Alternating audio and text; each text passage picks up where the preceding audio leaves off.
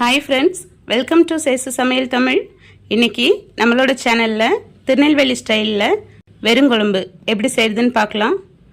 இதை காரக்குழம்பு புளிக்குழம்புன்னு சொல்லுவாங்க.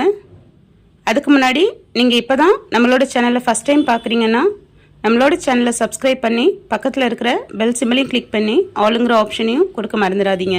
வாங்க வீடியோக்குள்ளே போகலாம். அதுக்கு ஒரு கடாயில் கொஞ்சமாக எண்ணெய் சேர்த்துக்கிறேன். இதில் 2 வெங்காயத்தை நீல வாக்கில் அரிஞ்சு சேர்த்துக்கிறேன். சின்ன சின்னதாகவும் கட் பண்ணி சேர்த்துக்கலாம். நான் இன்றைக்கி நீல வாக்கில் அரிஞ்சு சேர்த்துருக்கேன். வெங்காயம் கண்ணாடி பதம் வந்ததும் இங்கே ஒரு 3 சின்ன சைஸ் தக்காளியை கட் பண்ணி அதையும் சேர்த்து வெங்காயமும் தக்காளியும் நல்லா மசிஞ்சு வர்ற அளவுக்கு வதக்கி விட்டுடலாம். கொஞ்சம் மூடி வச்சு வேக வைக்கும்போது வெங்காயம் தக்காளி சீக்கிரமாக மசிஞ்சு வந்துடும்.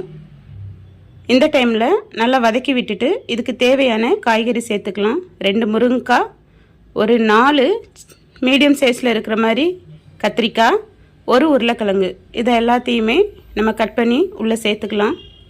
இந்த வெறுங்குழம்புல கத்திரிக்காய் நம்ம கொஞ்சம் எக்ஸ்ட்ரா சேர்க்கும்போது அது டேஸ்ட் ரொம்ப நல்லாயிருக்கும். கத்திரிக்காயும் முருங்கைக்காவும் சேர்த்து செய்யும்போது அந்த குழம்போட சுவையே தனி தான். இப்போது ஒரு பெரிய நெல்லிக்காய் அளவுக்கு புளியை கரைச்சி அதையும் இதில் சேர்த்துக்கிறேன். சேர்த்து இந்த குழம்புக்கு தேவையான தண்ணியையும் நம்ம இந்த டைமில் சேர்த்துக்கலாம். இதில் வீட்டு குழம்பு மிளகாய்த்தூள் ஒரு 3 ஸ்பூன் அளவுக்கு நான் சேர்த்துக்கிறேன். இதை நல்லா மிக்ஸ் பண்ணி விட்டுடலாம். நம்ம வீட்டு குழம்பு மிளகாய்த்தூளில் எல்லாமே சேர்த்து அரைச்சிருப்போம், அதனால் அது இந்த குழம்புக்கு ரொம்ப டேஸ்ட்டு கொடுக்கும். இதை ஒரு மூடியை வச்சு மூடி ஒரு 10 நிமிஷம் அப்படியே கொதிக்க விட்டுடலாம். ஒரு 10 நிமிஷம் ஆயிடுச்சு.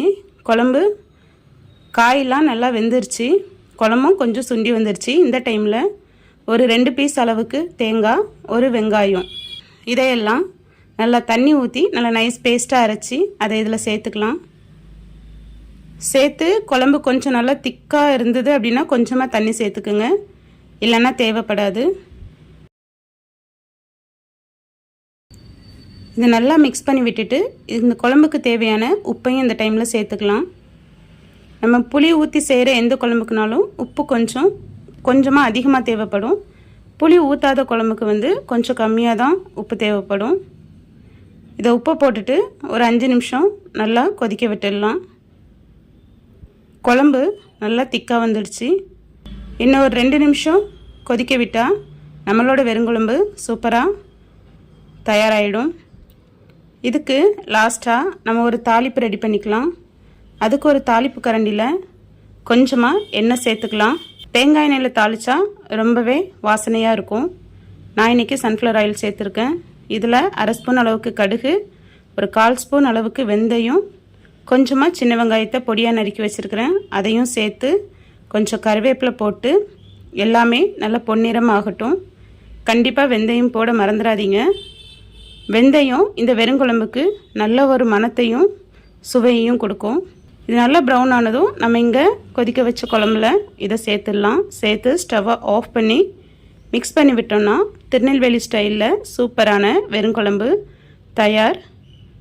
நீங்களும் இந்த ரெசிபியை வீட்டில் ட்ரை பண்ணி பார்த்து எப்படி இருந்ததுன்னு எனக்கு கமெண்ட்டில் சொல்லுங்கள்.